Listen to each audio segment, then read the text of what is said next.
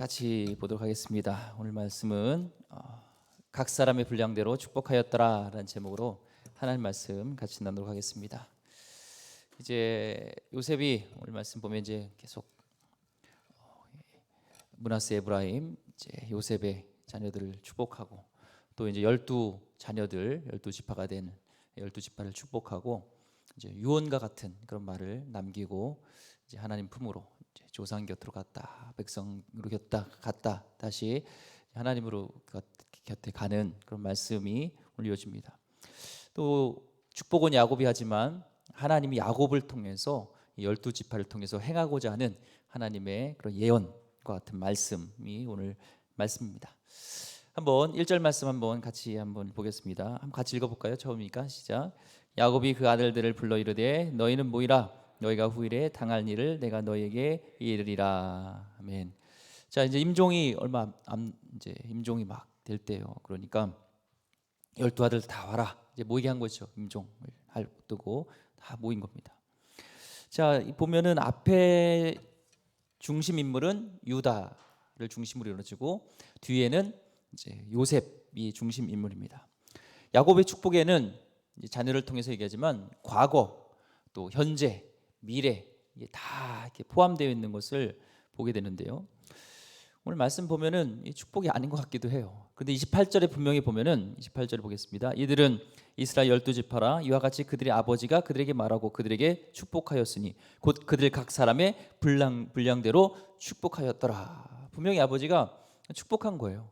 그러니까 왜 그렇다면은 이게 축복일까라는 것을 우리 같이 한번 나눠보게 되는데 특별히 유다와 요셉은 누가 봐도 축복 같아요. 그런데 시므온 또 루벤, 베냐민, 죄송합니다. 레위는 축복인가 저주인가 이런 생각이 듭니다.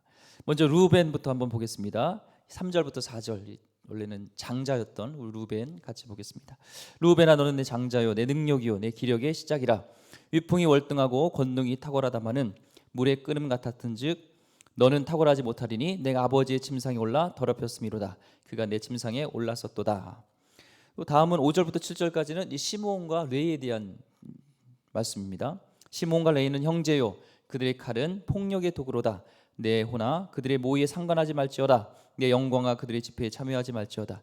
그들이 그들의 분노대로 사람을 죽이고 그들의 혈기대로 소의 발목 힘줄을 끊었음이로다. 그 노여움이 혹독하니 저주를 받을 것이요 분기게 맹렬하니 저주를 받을 것이다. 내가 그들을 야곱 중에서 나누며 이스라엘 중에서 흩으리로다. 아멘이 돼요? 아멘이 잘 안 되죠. 흩으리로다.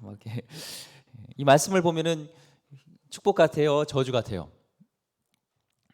예, 저주 같지 않습니까? 그냥 솔직하게 말씀하면 돼요. 목사님 또 이상한 꼬인 말이 있나 이렇게 생각하지 마시고 하는 거예요. 루벤의 탄식부터 시작됩니다. 장자다.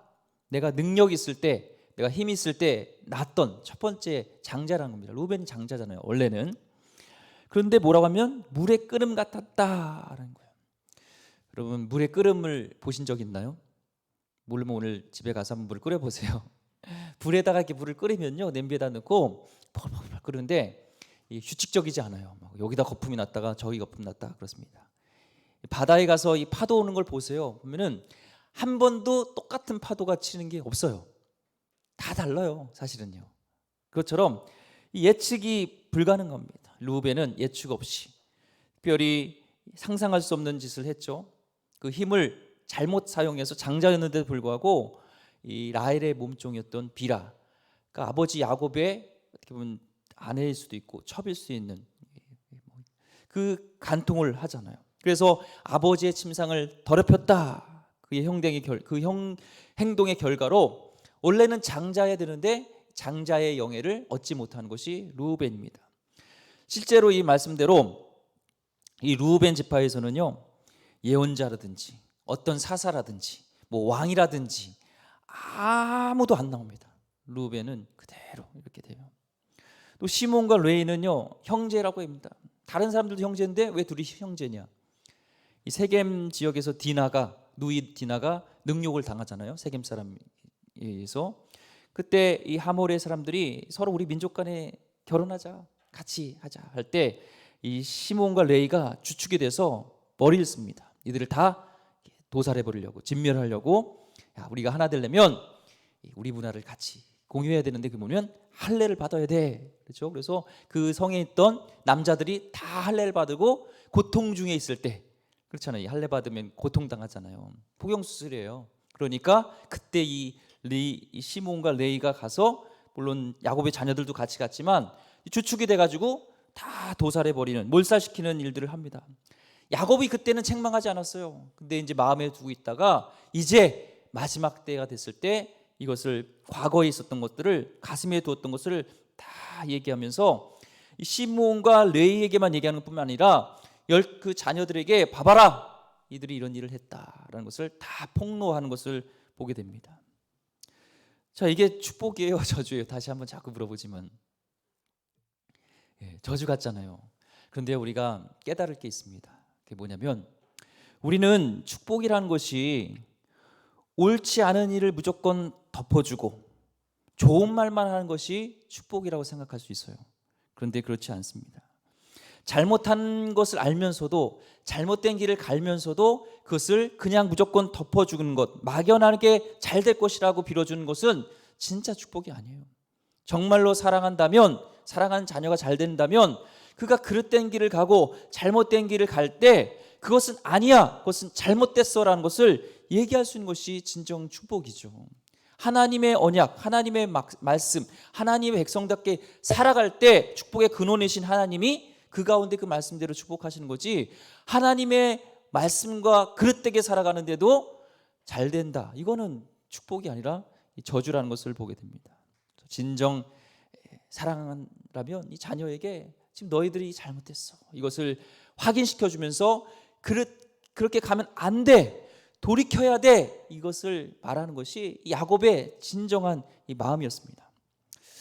우리 예수님도요, 우리 교회에 대한, 성도에 대한 사랑이 있어요.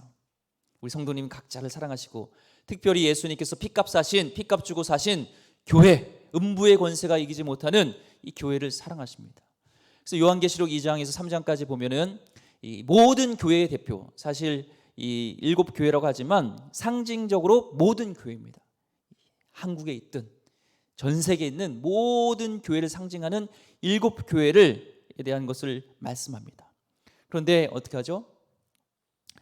이 두 교회, 서머나랑 빌라델피아 교회만 칭찬이 있고 나머지 교회는 책망이 있습니다. 분명한 책망이 있어요. 에베소 교회는 뭐라 하죠?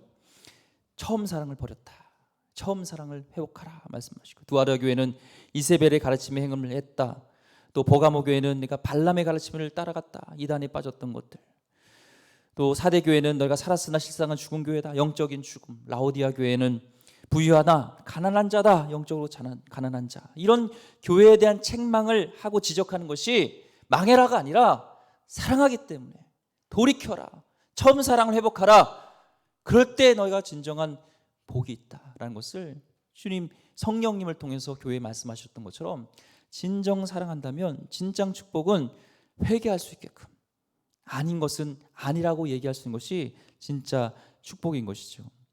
성경에 보면요, 모세를 통해서 또 내 백성을 보내라 얘기를 합니다. 그런데 안 보내요. 바로 가요. 성경에 보면은 예전 번역에는 하나님께서, 여호와께서 바로의 마음을 강팍해 하셨다라고, 요즘 버전에는, 개역개정에는 바로의 마음을 완악하게 했다 이렇게 합니다. NIV 버전 보면은 The Lord hardened Pharaoh's heart 그랬어요. 하드, 딱딱하다 이런 뜻이잖아요. 하드, 우리가 먹을 때 우리 하드 먹는다고 하잖아요. 그게 딱딱하다는 뜻이잖아요. 마음을 딱딱하게 했다는 겁니다. 그럼 하나님이 마음을 딱딱하게 했냐? 그게 아니라 이 바로가 돌이키라고 하나님은 기회를 주고, 여러 가지 기적을 통해서 그런 이집트 나일강의 피로 하고 막 재앙을 보내주는데도 돌이키지 않는 것을 통해서, 이 책망을 통해서 돌이키지 않는 것을 얘기하는 것이죠. 하나님은 이 다윗을 사랑하셨습니다. 잘 될 때도, 그가 그릇될 때도 사랑하셨어요. 특별히 다윗의 가장 큰 실수하면 이 우리아의 아내 밧세바를, 햇사람 우리아의 아내를 범했던 이 사건이 있잖아요. 그때 왕이기 때문에 누구도 이 다윗에게서 당신 잘못했습니다, 이것을 얘기할 사람이 없어요. 왕이니까. 근데 하나님께서는 누굴 보내죠? 나단 선지자를 보내서 예를 들어주잖아요. 이야기를 들어주나요? 왕이시여, 어떤 큰 부잣집이 있었습니다. 거기는 소도 있고 양도 많았습니다. 근데 또 한 집에는 가난했는데 새끼 암양 하나밖에 없는, 자기 딸과 같이 키우는 그 한 마리밖에 없었습니다. 그런데 이 부잣집 집에 손님이 왔는데 자신에 있는 많은 그런 재산 중에서 양을 잡지 않고 하나밖에 없는 그 딸처럼 여기는 그 어린 양을 잡아서 손님에게 줬습니다. 그랬을 때 이 다윗이 화가 나가지고 그 사람은 죽여야 된다, 그 사람을 죽을지어다, 이렇게 얘기를 합니다. 그때 나단 선지자가 얘기합니다. 바로 당신입니다. 하나님이 나단 선지자를 통해서 얘기할 때 다윗이 어떻게 해요? 시편에 보면 침상을 적히면서 회개하잖아요. 돌이키잖아요. 다윗에게서는 가슴 아픈 일이고 질책이지만 하나님께서는 다윗을 사랑했기 때문에 돌이킬 수 있는 기회를 주신 거고, 그로 인해서 다윗의 완전히 몰락할 수 있는 그런 상황에서 다시 회복하고 그런 다윗의 자손을 통하여서 메시아가 오는 그 길을 열어주시는 것은 그 책망이 있었기 때문이라는 것입니다. 마찬가지요. 진정 사랑한다면, 축복하길 원한다면, 야, 잘 되고 있는데 너 잘하고 있다, 아유 너 진짜 교회도 잘 빠지고 너무 잘하고 있다, 하나님 반대로 가고 있네, 아유 잘 될 거야, 이게 아니라 과감하게 아닌 건 아니라고 얘기하는 것이 진정한 축복이고 사랑이죠. 우리 하나님은요, 우리를 책망하실 때가 있어요. 우리가 몰라서 그래요. 제가 하루는 운동을 이렇게 하는데, 예전에 코로나 전입니다. 그래서 아침에 새벽 예배 마치고 러닝머신에서 이제 막 뛰고 있었어요. 헬스클럽 같은 데서 뛰고 있는데 갑자기 전 생각도 못했는데 저의 잘못에 대해서, 내가 어떻게 잘못했는지에 대한 것들을 이 마음으로 정말 알려주시는 거예요. 그래서 그걸 깨닫게 해주시고, 그게 진짜 잘못된 것이구나, 그게 회개해야 될 거구나 하면서 그 자리에서 뛰다가 회개한 적이 또 있습니다. 그러니까 하나님은 책망하실 때는 사랑하는 거예요. 우리가 생각해 보세요. 하루 종일 우리가 하나님만 사랑하고 하나님 뜻대로 살고 그렇게 살아가죠? 아니죠. 목회자인 저도요, 얼마나 그릇되고 생각만 해도 그것은 죄잖아요. 음란한 죄, 미워하는 것은 이미 살인한 거다, 이런 죄들이 있을 때 누구도 여러분에게 말씀 안 하시죠? 그럼 내가 이상한 거예요. 뭔가 지금 하나님과 관계가 이상한 거예요. 하나님 관계가 친밀할수록, 우리에게 영적 시력이 좋을수록요, 우리의 죄, 잘못된 것들이 눈에 떠요. 눈이 좋으면요, 마당에서요 돌을 치울 때 큰 돌이든 작은 돌이든 다 치워요. 근데 눈이 이렇게 침침하면요, 먼지가 있어도 집에 뭐가 쓰레기 있어도 안 주워요. 그것이 영적 시력입니다. 오늘 주님께서 우리를 통해서 오늘 예배 시간에 어떤 우리 삶 가운데 하나님께서 나를 지적하고, 사람을 통해서든 내 마음의 감동이든 말씀을 읽을 때 찔림이 있을 때, 이것은 하나님이 나를 사랑하고 계시구나, 하나님이 나를 축복하시는구나, 하나님 나를 복받기를 원하시는구나 하는 것을 깨닫고 회개하고 돌이키는 하나님의 은혜가 있기를 주 이름으로 축원드립니다. 아멘. 돌이키길 원하는 거예요. 지금 시몬아, 레이야, 르우벤아, 돌이켜라 라는 걸 얘기합니다. 실제로요, 시므온은 이 말씀을 듣고 안 돌이켰어요. 그러니까 그냥 흩어진다고 그랬잖아요. 그러니까 이 시므온은요, 말씀 그대로 그냥 유다 지파에서 흩어져 사는 그냥 민족으로 끝났어요. 아무런 영향력이 없는. 그런데 레위 지파는요, 돌이킵니다. 레위 하면 생각나는 게 있잖아요. 제사장 지파 있잖아요. 장자를 대신하는 하나님께서 나의 장자다 하면서 레위 지파를 나의 소속하면서 레위 지파를 쓰시잖아요. 레위 지파. 돌이켰기 때문에 그런 것이죠. 레위가요, 그 세겜 사람들을 죽였어요. 칼로요. 원래 칼을 잘 써요. 근데 나중에 돌이키고 그런 폭력과 이런 거와 상관없는 길을 가죠. 출애굽기 32장에 보면은 이제 모세가 이제 시내산에서 율법을 받기 위해서 올라갔습니다. 하나님의 계명을 받으러. 그때 안 내려오는 거예요. 우리 시간이 오래 지나도요. 40이 지나도. 그때 우리를 광야에서 인도해내고 우리를 이 애굽에서 인도해낸 여호와가 누구냐, 신이 누구냐 하면서 사람들이 금부치를 아론에게 줍니다. 아론이 그것을 가지고 뭘 만들어요? 금송아지를 만든 자, 이게 우리 인도하신 여호와다 할 때 사람들이 거기서 경배합니다.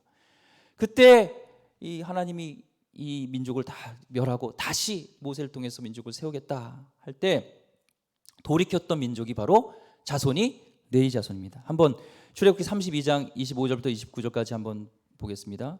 모세가 본즉 백성이 방자하니 이는 아론이 그들을 방자하게 하여 원수에게 조롱거리가 되게 하였습니다. 이에 모세가 진 문에 서서 이르되 누구든지 여호와의 편에 있는 자는 내게로 나오라 하며 레위 자손이 다 모여 그에게로 가는지라. 모세가 그들에게 이르되 이스라엘 하나님 여호와께서 이렇게 말씀하시기를 너희는 각각 허리에 칼을 차고 진 이 문에서 저 문까지 왕래하며 각 사람이 그 형제를 각 사람이 자기의 친구를 각 사람이 자기 이웃을 죽이라 하셨느니라.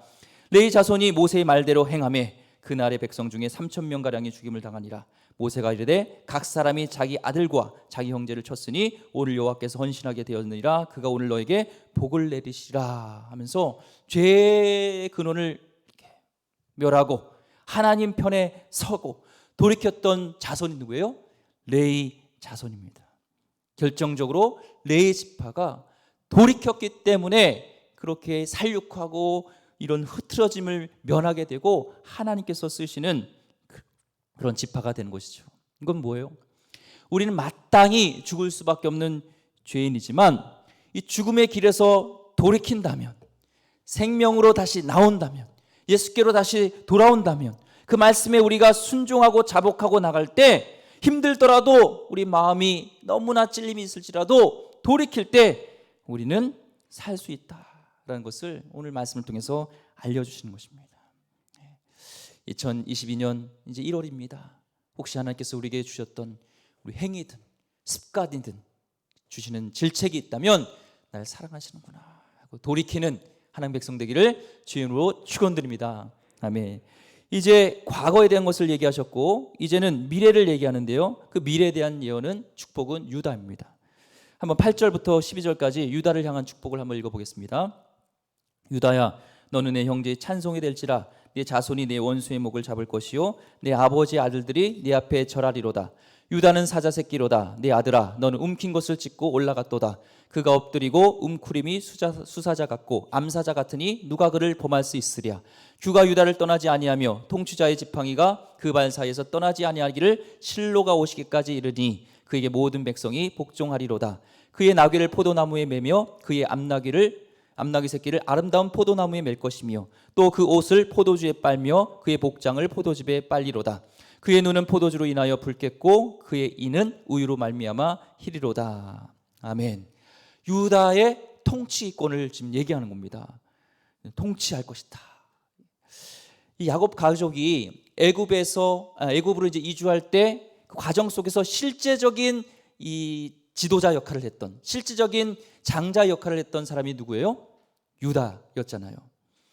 아버지와 가족, 동생, 베냐민의 그런 모든 삶을 내어놓고, 자기 삶을 내어놓고 그들을 살리려고 했는 중보의 삶을 살았던 그 사람이 그 유다였습니다. 그래서 야곱이 유다를 향해서 뭐라고 축복하면 권능으로 원수의 목을 꺾고 규가 유다를 떠나지 아니하며 통치자의 지팡이가 그 발 사이에서 떠나지 아니하리라 하면서 유다의 지파를 통해서 통치권이 계속 이어진다.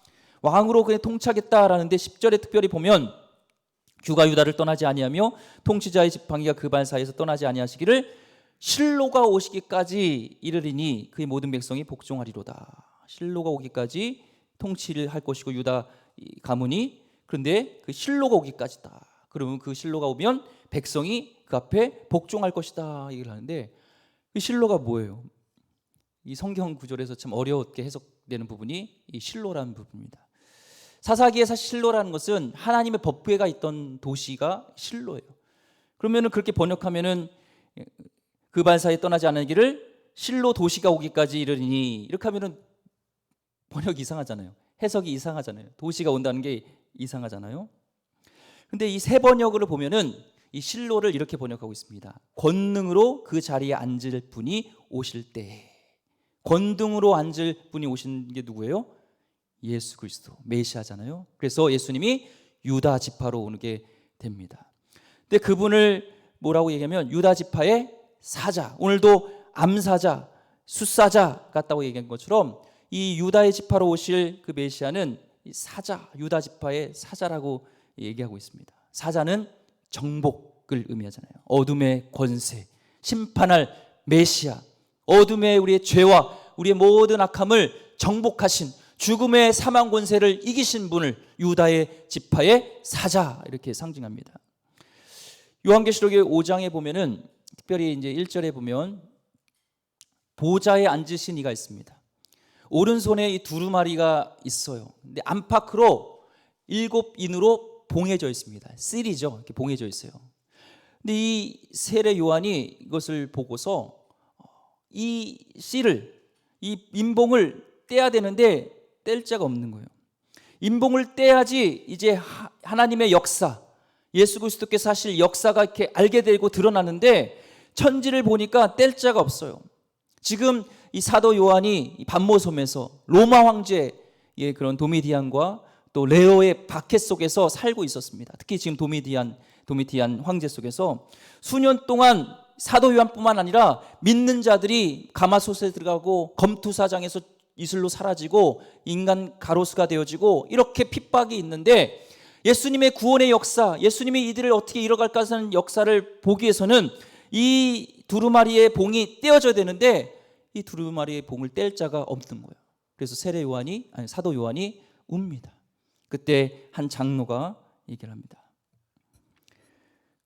이 두루마리를 열 자가 있다 하면서 계시록 5장 5절 말씀에 장로 중에 한 사람이 내게 말하되 울지 마라, 유다 지파의 사자 다윗의 뿌리가 이겼으니 그 두루마리와 그 7인을 떼시리라 하더라 하면서 사망 권세를 이기고 구원하실 분의 상징으로 유다의 지파의 사자 예수 그리스도를 상징한 겁니다.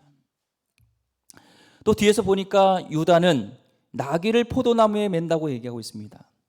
암나귀를 어디다 매냐면 아름다운 포도나무에다가 맨다고 해요. 이 아름다운 포도나무는 극상품 포도나무입니다. 암나귀를 포도나무에, 이 극상품 포도나무에 같이 묶어 놓으면은 포도 열매가 많이 열려 있잖아요. 극상품 포도 열매가. 그때 암나귀가 포도를 먹을 수 있을까요? 못 먹을까요? 먹겠죠. 가까이 그냥 붙어 있으니까 떨어지는 것들을. 그건 뭐냐면 극상품 포도나무를 먼다는 것은 실로가 오시는 다스림은 풍성할 것이다. 유다 지파를 오시는 예수 그리스도는 풍성합니다. 우리 예수님이 우리를 다스리실 때 우리는 풍성해집니다. 우리 삶을 풍성하게 하시는 긍휼이 많으신 우리 예수 그리스도는 풍성하신 분인 줄 믿으시길 바랍니다. 우리 삶 가운데 우리 예수님께 맡길 때 우리 삶이 풍성해져요. 그 풍성함을, 미래를 지금 축복하고요. 이제는 요셉을 향한 축복이 22절부터 26절까지 이어지고 있습니다. 한번 보겠습니다. 요셉은 무성한 가지 곧 샘 곁에 무성한 가지라. 그 가지가 담을 넘었도다. 활 쏘는 자가 그를 학대하며 적개심을 가지고 그를 쏘았으나 요셉의 활은 도리어 굳세며 그의 팔은 힘이 있으니 이는 야곱의 전능자 이스라엘의 반석인 목자의 손을 힘입니라. 내 아버지의 하나님께로 말미암나니 그가 너를 도우실 것이요 전능자로 말미암나니 그가 내게 복을 주실 것이라. 위로 하늘의 복과 아래로 깊은 샘의 복과 젖먹이는 복과 태의 복이로다. 내 아버지의 축복이 내 선조의 축복보다 나아서 영원한 산이 한없이 같이 이 축복이 요셉의 머리로 돌아오며 그 형제 중 뛰어난 자의 정수리로 돌아오리로다. 아멘. 요셉을 향한 축복은 현재의 축복입니다. 풍성합니다. 이 요셉을 향한 축복이 믿는 우리에게도 있기를 주의 이름으로 축원드립니다. 무성하다는 거예요. 담을 넘을 정도로 이렇게 무성하게 된다는 겁니다. 내 아버지의 축복, 그러니까 내 아버지의 축복, 바로 축복하는 지금 요셉의 내 아버지는 누구예요? 야곱. 나의 축복이 우리 아버지였던 이삭과 아브람보다도 더 큰데 그 축복이 너에게 주어질 것이다. 이렇게 축복받기를 원한다고 축복을 합니다. 요셉에게는 이런 충만한 담을 뛰어넘는 축복을 주시는 이유가 있어요. 왜냐면요, 이 요셉은 12자녀들, 그 12아들들을 돌볼 책임을 또한 요셉에게 준 거예요. 그래서 담을 넘는다라는 거예요. 담을 넘는 축복. 그것은 혼자만 먹고 다 끝내는 게 아니라 지금 총리로서 지금도 그런 역할을 하지만 앞으로도 12자손을 돌볼 책임에 대한 것들을 주면서 축복과 권한과 그것을 같이 준 겁니다. 하나님께서 우리에게 축복을 주시길 원합니다. 특별히 담을 넘는 축복을 주길 원하십니다. 근데 그것은 혼자 다 먹고 그 축복을 낳는 것이 아니라 누군가를 돌볼 책임이 있다는 거예요. 경영의 대가 피터 드러크 박사는 이런 얘기를 했습니다. 모든 조직이 존재하는 그 목적은 그 조직 외부의 사람들을 섬기기 위한 것이며, 어떤 조직이 조직 내부와 사람들을 섬기기 위해 존재할 때 그 조직은 사멸한다라고 말했습니다. 교회의 역사를 살펴보면요, 역사상 그 어떤 교회도 담을 뛰어넘지 않고 흩어지지 않았을 때는 능력이 없이 그냥 소멸합니다. 당장을 높이 쌓고 쌓을수록 그 안에서 머물렀던 교회는요, 오히려 쇠락하는 것을 보게 돼요. 하지만 연약할지라도 담을 넘어서 그 영향력을 뻗치고 나갈 때, 오늘 말씀처럼 담을 넘을 때 그 교회는 영향력을 발휘하게 됐다는 겁니다. 바라기는 우리 교회가 담을 넘는 교회가 되길 원합니다. 벽돌을 쌓는 교회가 아닌 벽돌을 나누는 교회가 되길 원합니다. 이제는 이 코로나를 통해서 더 말씀해 주잖아요. 옛날에는 우리 교회가 몇만 명 모일 수 있는 교회다, 몇천 명 모일 수 있는 교회다, 텅텅 빕니다. 코로나로 인해서. 그게 아니라 이제는 교회가 벽돌 쌓는 것이 아니라 벽돌 나눔의 이 벽을 넘는, 담을 넘는 교회가 된 것을 우리에게 다시 말씀하고 있습니다. 여러분의 삶과 여러분의 가정과 또 우리 기름교회, 한국교회를 통해서 담을 넘는 요셉의 축복이 그대로 이어지기를 주의 이름으로 축원드립니다. 우리는 누구를 축복할 때 먼저 우리 자녀들을 이렇게 생각하잖아요. 자녀들을 축복하지. 야곱도 마지막에 지금 자녀들을 이렇게 축복하잖아요. 근데 뭐라고 지금 고백하냐면, 전능자, 이스라엘의 반석이신 목자.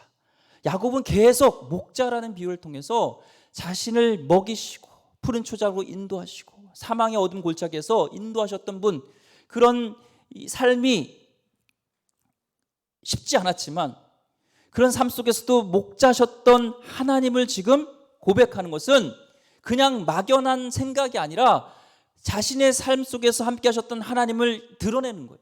간증이에요. 현실입니다. 확신입니다. 저희 어머니도요, 보면은 어려워도 하나님께 드릴 때 하나님께서 좋은 것을 채워주신다. 이것은 그냥 어디 들은 얘기 아니라 어머니의 간증이었어요. 저희 어머니의 간증입니다. 체험입니다. 현실입니다. 지금 야곱이 내가 함께했던 하나님은 전능하시고 목자셨던 하나님이다. 나를 기르시고 빚으셨던, 나에게 복을 주셨던 하나님, 내 아버지보다 더 큰 복을 나게 주셨던 하나님은 지금 이 목자의 하나님이다. 전능하신 하나님이다. 그 복이 너에게 임하길 원한다 하면서 축복과 간증이 같이 섞여 있습니다. 우리 자녀들은요, 우리 삶을 통하여서 우리의 신앙을 배웁니다. 오늘 하나님의 약속대로 살아서 주시는 복은 현재여야 합니다.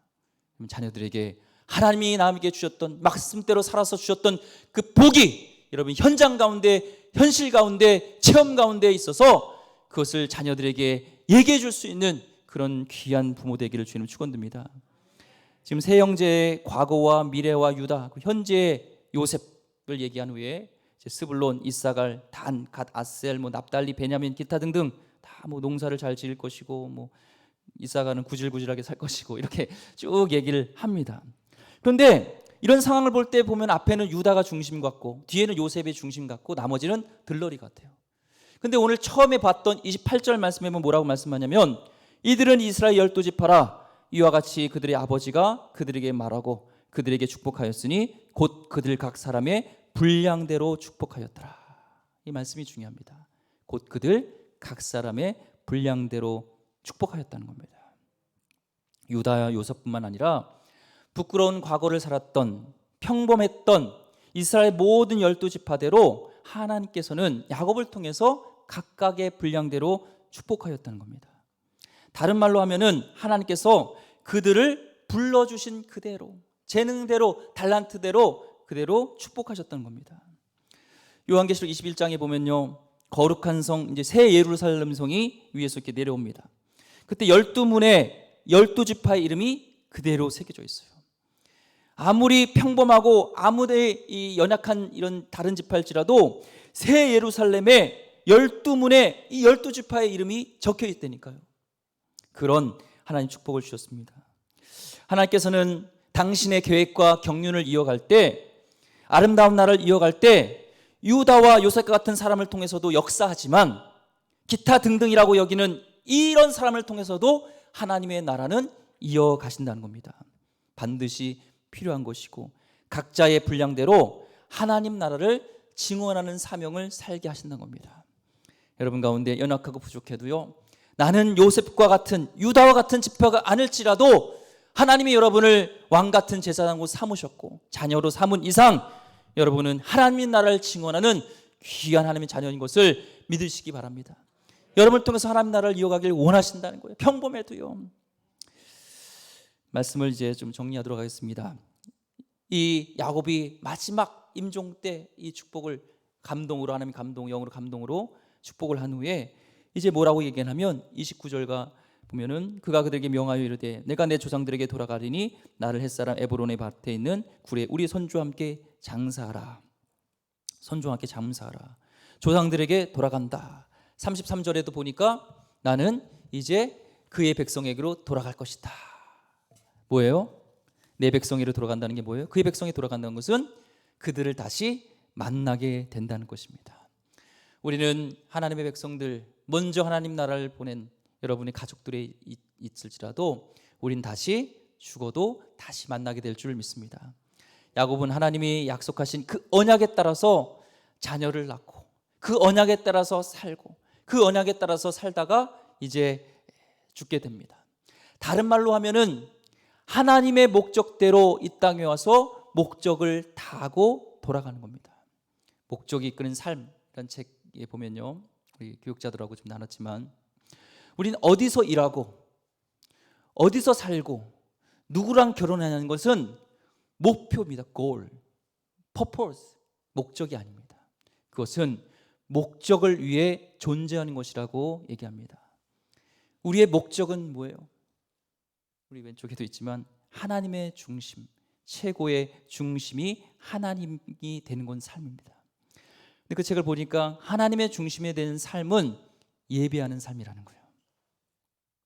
어떤 상황에도 하나님이 중심된 삶은 예배하고 평안이 있다는 겁니다. 하지만 하나님이 중심되지 않은 삶은 그 다른 일로 인해서 예수님이 아닌 다른 우상, 물질이 됐던 삶의 어떤 근심과 염려와 이것이 나를 엄습하게 된다는 거예요. 오늘 다시 한번 돌아봤으면 좋겠습니다. 나는 하나님의 중심으로 살아가고 있는가? 그렇다면 어떤 상황에도 나는 감사하며 찬양하며 예배하고 있는가? 아니면 이 순간에 예배하러 왔지만 나는 염려와 근심과 두려움으로 나는 살아가는가? 돌아보길 원합니다.